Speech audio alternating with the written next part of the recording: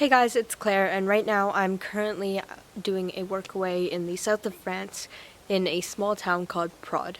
And I thought that this would be a really great time to talk to you about the benefits of travel during your gap year and how you can make affordable choices so that travel can be a big part of your gap year if that's what you want it to be. So, for many reasons, travel is a lot of people's number one goal during a gap year, but it can also seem like the most unattainable part because it does traditionally cost a lot of money. So, in my experience, I found a couple ways to deal with this and a couple ways to travel differently and kind of shift your mindset while traveling so that it can cost you less money, but also it can kind of provide a different experience than your traditional vacation traveling. So the first method you might have heard me mention at the beginning of the video is what I'm currently doing, which is a workaway. A workaway is basically doing a little bit of work each day for a family or somebody who needs it on the site in return for accommodation and food. So this is a really great way to travel when you want to stay somewhere longer and you also want to gain skills. So not only are you visiting this region and getting to know people who are local to the region, you're also gaining experience doing whatever kind of work they need you to do. So for example, during this workaway, I've learned how to set a floor, dig up a floor. I've also learned how to set down heating coils, how an air source heat pump works, and a lot of cooking as well. Now, it's different for each workaway. Sometimes you could be doing a big building project, or you could just be taking care of kids. Really, it's whatever you and the person who you're staying with agrees to at the beginning, and as long as you make sure to do your reading on the person, read all the reviews on the site, and make informed decisions about where you're going to stay, then you'll have a good time. For the travel where we weren't doing a workaway, we had to be really careful with our money. We had to decide and budget it out ahead of time so that we didn't run out of money while traveling, and also so that we stayed in our vacation budget.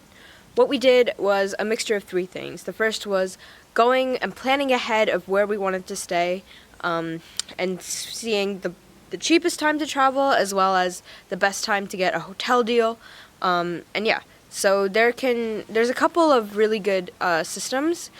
One thing you want to think about when you're booking a hotel is if there's any student rewards. So I use the SPC card, and that allowed me to get really good deals on hotels, about 50% off on a lot of them. So yeah, just look around, see what rewards are available for students, and you don't always have to be a student in school to reap those benefits.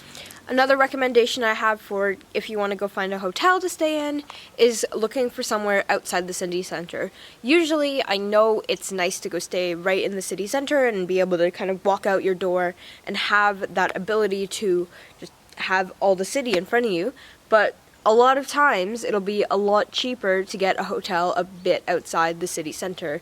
And although this means a bit of walking, it also gives you the opportunity to look around the area and kind of see some of the parts of wherever you're traveling that you might not have seen before. Just make sure you know about the area beforehand so you know what those areas outside of the city are like, especially at nighttime.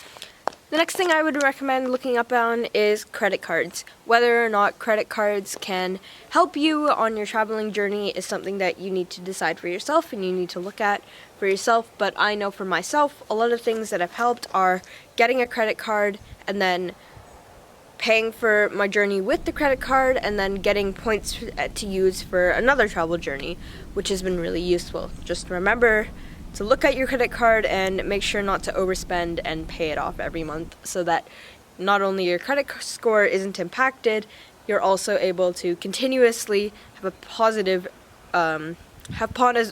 benefits from the credit card itself. So I'm still learning about this myself, so I'm not too sure how to talk about it in depth, but something that you can look up on your own is travel hacking.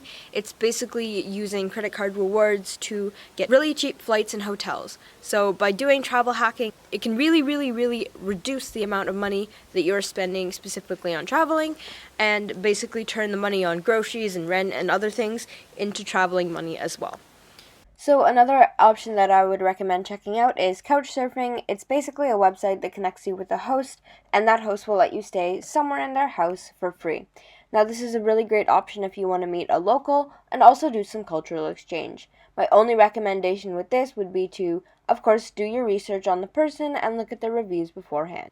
Many money-saving hacks allow you to see the world from a different perspective, whether it be giving you the opportunity to live in a local's house, connect culturally with a place, or simply stay longer in an area and get to know the people and landscape. Regardless of the method you choose to save money while traveling, one thing to keep in mind is an open perspective. I've found that when you're able to shift your perspective and your expectations on what travel should look like, you'll find that more opportunities and options come available to you to budget your travels more effectively. And that's all the tips I have for today. Remember, stay creative, have an open perspective, and research, research, research. If you enjoyed this video, don't forget to leave a like. And if you want to see more from the Canadian Gap Year Association, why not subscribe to the channel and hit the bell notification. That's all for now. Bye!